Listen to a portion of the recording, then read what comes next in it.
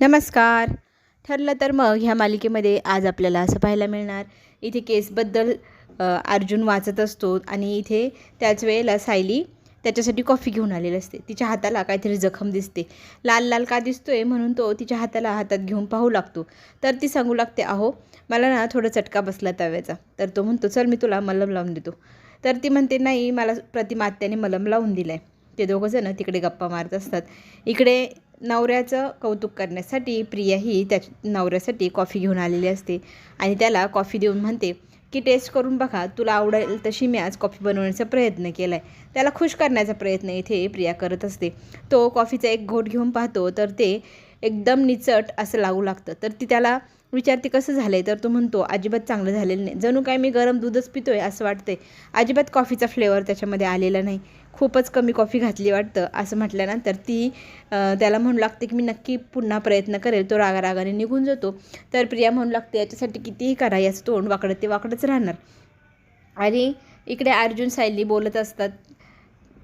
आपल्याला हेही पाहायला मिळेल की महिपत ते सगळं बघत असतो. त्याला आठवत असतं जे जुने क्षण असतात. जणू अर्जुन भेटायला आलेला, अर्जुनने काय काय विचारलं, त्याला भेटायला आलेली बाई कोण होती, तो खूप खोलवर चौकशी करतोय. तो साक्षीपर्यंत पोहोचतोय की काय, ह्या गोष्टीची भीती आता महिपतला वाटू लागलेली आहे आणि तिला कुठल्या पद्धतीने निरोप द्यावा हेही त्यात विचार करत असतो. त्यातच ना नागराज हे सगळं काही पाहत असतो.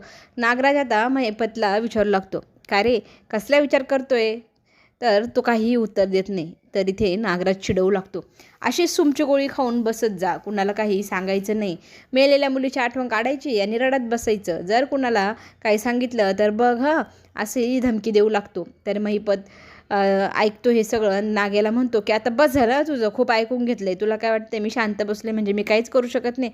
अशी चावी फिरवील ना सगळे गणितच बदलून टाकेल. तर नागराज आठवण करून देतो, तुझ्या मुलीला तू पनवेलच्या बाहेर पाठवण्याचा किती प्रयत्न केला आणि तुझी मुलगी काय पनवेल सोडून जाणार नाही. कारण काय, तर ती प्रेमात पडली आहे. माझी मुलगी कधी कुणाच्या प्रेमात पडू शकत नाही असंही महिपतचं म्हणणं असतं. तर नागराज ती आता एक ब्रेकिंग न्यूज सांगू लागलेला आहे की तुझी मुलगी एका सचिन नावाच्या मुलाच्या प्रेमात पडली आहे. तिला तर काही माहीत नाही, पण मी पूर्ण माहिती काढलेली आहे त्याची.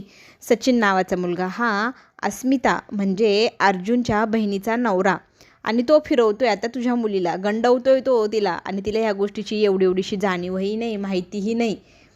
महिपतला ही माहिती मिळाल्यावर त्याला खूप मोठा धक्का बसलेला असतो. इथे सायली अर्जुन हातात हात घालून काहीतरी गप्पा मारत असतात. त्याच वेळेला तिथे अश्विन येतो आणि सॉरी मी चुकीच्या वेळेला आलो की काय असं म्हणत तो मागे फिरतो. तर इथे अर्जुन त्याला थांबवतो आणि म्हणतो, अरे काही नाही, तिच्या हाताला चटका लागला आहे, तो मी पाहत होतो. तर अश्विन म्हणू लागतो की आपली ती केस आहे ना, डेड बॉडी नकलीवाली कोणी अरेंज करून दिली, त्यातनं एक महत्त्वाची माहिती आपल्याला मिळाली की एक नर्स होती, त्यावेळेला ती तिथे ड्युटीला होती आणि 2 वर्षापासून ती जॉब सोडून गेली आहे. तेव्हापासून ती कुणाकडेही जॉबला पुन्हा गेलेली नाही.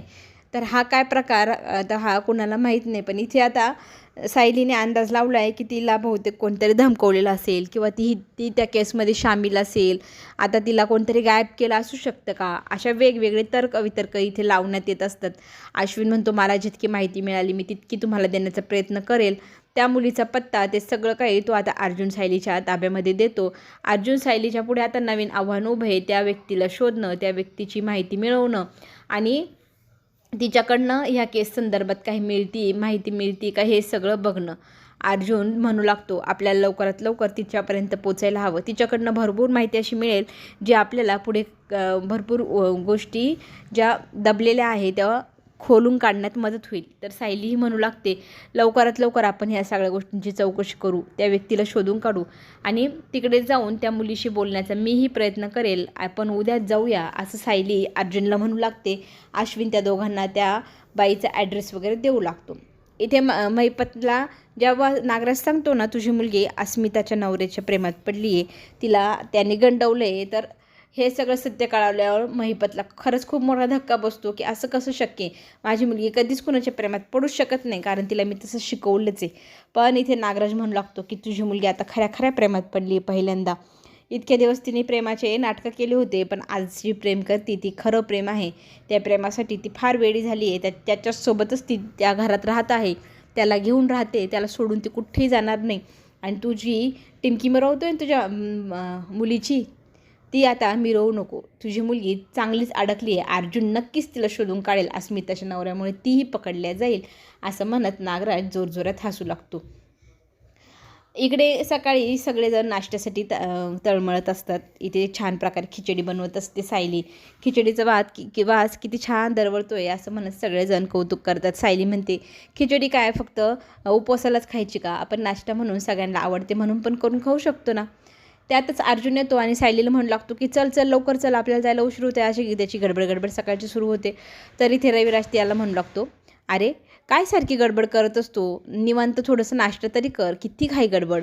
आणि आजूबाजूला पहिले बघून तर घे कुणाची कामं आवरलीत की नाही. तुझं आवरलं म्हणजे सगळ्यांचंच आवरलं का?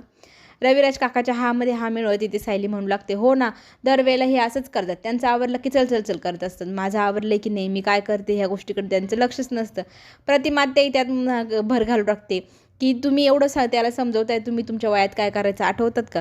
आपलं लग्न झालं आणि दुसऱ्या दिवशी तुम्ही तारा निघाले होते कोर्टात जायला. मग तुम्हाला नागराज भाऊजींनी सांगितलं, अरे दादा तुझं लग्न झालं आहे, आता तरी शांत हो. नागराजचं नाव निघाल्याने सगळे इमोशनल होऊ लागतात. मग विषय टाळण्यासाठी अस्मिता आणि आजी कुठे असं विचारलं जातं. तर अस्मिता तिच्या खोलीत आहे आणि आजी त्यांच्या खोलीतच आराम करते, तिकडेच नाश्ता करणार. तितक्यात तिथे प्रिया येते आणि सगळ्यांना विचारू लागते, तुम्ही सगळ्यांनी नाश्ता केला का? मी काही बनवू का? सगळेजण म्हणू लागतात की आमचं बघतो आम्ही. तितक्यात तिथे अश्विन येतो आणि अश्विन म्हणतो, मला कॉफी हवी आहे. तर प्रिया लगेच म्हणते, अरे कॉफी केली असती पण आपला टायमिंग संपला आहे ना, अजून आपल्या हातामध्ये किचन आलं नाही, ते आलं की मी लगेच तुला बनवून देते. तर इथे तो म्हणू लागतो, मला उशीर होतोय, नाही तर मी निघून जातो, चल बाय, असं म्हणत तो निघतच असतो. तर इथे अस्मिताला मी नाश्ता घेऊन जाते असं म्हणत कल्पना नाश्ता घेऊन तिच्या खोलीच्या दिशेने निघते.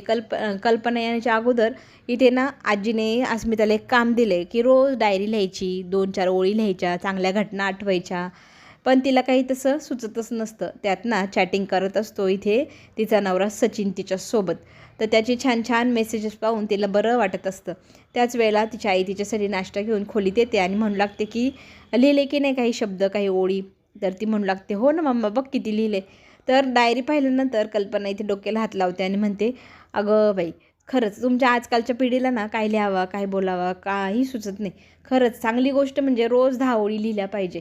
त्याने ना आपली स्मरणशक्ती वाढते, आपलं मन थोडंसं हलकं होतं आणि अक्षरही चांगलं असतं. आजकाल मोबाईलच्या याच्यामध्ये सगळं टायपिंग चालू आहे, आपल्या अक्षराकडे आपलं लक्षही नाही. आपलं पाहून तर आपली मुलं शिकणार की अक्षर चांगलं काढायला हवं की नाही, हो की नाही? मग तेच म्हणत अस्मिता म्हणते, हो गं मी ट्राय करते, मला जमत नाही पण मी नक्की करेल. इथे अस्मितासोबत मध्ये चॅटिंग सचिन करत असतो. गालातली गालात इतका प्रेमाने हसतही असतो आणि तितक्यातच तिथे त्याला पाहायला साक्षी येते. साक्षी पाहते की हा एकटाच चॅटिंग करतोय आणि हसतोय. तर तिला जरासं वेगळाच डाऊट येतो. सचिनला मी ती विचारू लागते, सचिन तू फारच गालातल्या गालात हसतोय, कामाचंच काम करतोय ना की वेगळं काही करतोय? असा प्रश्न विचारल्यावरती तो म्हणू लागतो की असं का विचारतेस तू मला, काही झालं आहे का? तर ती म्हणते, मला तुझा फोन हवा आहे. तर तो तिला म्हणतो, काहीही काय? माझा फोन कशाला हवा आहे? हातातनं फोन घेण्यासाठी ती हात पुढे करते. सचिन ते हात मागे खेचतो. तर ती म्हणू लागते, जर तू कामाचंच काम फोनमध्ये करत होता तर मला दाखवायला कसली भीती आली आहे? मला तुझा फोन चेक करायचा आहे, देतो की नाही? तो नकार देतो. काहीही काय बोलतेस तू, माझा फोन? तर त्याच्या गळ्याची कॉलर पकडत ती म्हणू लागते, हे बघ, मी तुझ्यावर ना खूप जास्त प्रेम करते आणि तुला मी कुणासोबत शेअर करू शकणार नाही. जर तुझं काही असलं तर मला आत्ताच्या आत्ता सांग. मी त्या व्यक्तीला तुझ्या आयुष्यातनं कायमची संपवून टाकेल. कारण मला तू खूप आवडतो आणि मी तुला कधीच कुणासोबत शेअर करणार नाही. अशी धमकी देत इथे चाकू उगारून ती म्हणू लागते की मी अगदी कुणाचा खूनही करू शकते. जर तुझ्या आयुष्यात दुसरं कोणी असेल तर मी त्याला जीवे मारून टाकेल हां. तर इथे तो तिला शांत करतो. म्हणतो, अगं असं काय करतेस तू? धर मोबाईल हवा आहे, घे. मोबाईलमधनं त्याने ऑलरेडी सगळं डिलीट केलेलं होतं. तिच्या हातात मोबाईल देतो आणि ती सगळा मोबाईल निखरून चेक करू लागते. तिला कसलाही पुरावा त्या मोबाईलमध्ये शोधूनही सापडलेला नसतो. मग ती जरा शांत होते आणि भानावर येते आणि एकदम प्रेमाने त्याला म्हणू लागते, डार्लिंग तू खूप दमतोस ना, खूप काम करतोस. मी ना तुझ्यासाठी काहीतरी छान बनवून आणते आणि सॉरी मी तुला इतकी चिडून बोलले. अरे देवा, बघा आता हिची नाटकं बघा. सचिन तर तिच्यावर चोरावर मोर म्हणा तसा ड्रामेबाज. तिला इतका प्रेमाने कुरवळत शांत करतो आणि मग तिला आठवतं की मी काहीतरी नाश्ता तुला बनवून आणते. मग ती किचनमध्ये जाते आणि देवाला तो प्रार्थना करतो की बरं झालं मी आधीच डिलीट मारलं होतं, ही बाई जरा जास्तच डेंजरस होत चालली आहे. सायली अर्जुन आपल्या जॉबवर निघाली. त्यांची जी ढुंढाळी सापडणी जी काही चालू असते ना, ती सुरू झालेली असते. त्या पत्त्यावर जे अश्विनने दिलं आहे, त्या नर्सच्या पत्त्यावरती ते अर्जुन सायली गेलेले असतात आणि तिथे चौकशी करू लागतात. तर ती बाई त्यांना म्हणते, हो माझंच नाव, तर या घरामध्ये. मग ते घरामध्ये जातात आणि ती बाई विचारू लागते की तुमचं माझ्याकडे काय काम होतं. तर तो सांगतो की मी ॲडव्होकेट आहे आणि ही माझी बायको आहे. मला तुमच्याशी एका केस संदर्भात बोलायचं आहे. महिपत शिकरीची केस आहे त्याच्याविषयी बोलायचे. तर ती म्हणते असलं नाव मी कधी ऐकलेलं नाही, मला नाही माहीत कुठली केस ही. बरं, ती केस ते नाव माहिती नाही. मग मी तुम्हाला एक गोष्ट सांगतो की एक डेड बॉडी तुम्ही अरेंज केली तुमच्या हॉस्पिटलमध्ये, ती कुणाला दिली हे तर आठवत असेल ना. आता ती बाई चिडते की मी असं काही आठवत नाही, मला काही बोलू नका, मी काही कोणाला काही केलेलं नाही, मला काहीच सांगायचं नाही, असं तिच्या आरडाओरडा सुरू होतो. इथे सायली आणि अर्जुन तिला म्हणू लागतात, आवाज खाली ठेवा, आम्ही फक्त तुमची विचारपूस करायला आलो आहे. जर चौकशी सुरू झाली ना पोलिसांच्या ताब्यातही आम्ही तुम्हाला घेऊ शकतो. तुम्हाला पोलिसांच्या ताब्यात जायचं नसेल तर मी तुम्हाला सांगतो त्या पद्धतीने माझ्या प्रश्नांची उत्तरं व्यवस्थित द्या. तुम्हाला वाचवणारी व्यक्ती जर कोणी असेल तर ती आम्ही आहोत. आम्ही तुम्हाला यातनं वाचवू जर तुम्ही साक्ष व्यवस्थित दिली तर. ती बाई घाबरते, ती काही कबुली द्यायला तयार होत नाही. सायली मात्र आता प्रेमाने बोलून झालं, आता धमकावण्याच्या मूडमध्ये सायली येते. तुम्हाला जेलमध्ये टाकायला आम्हाला एक क्षणही पुरेसा आहे.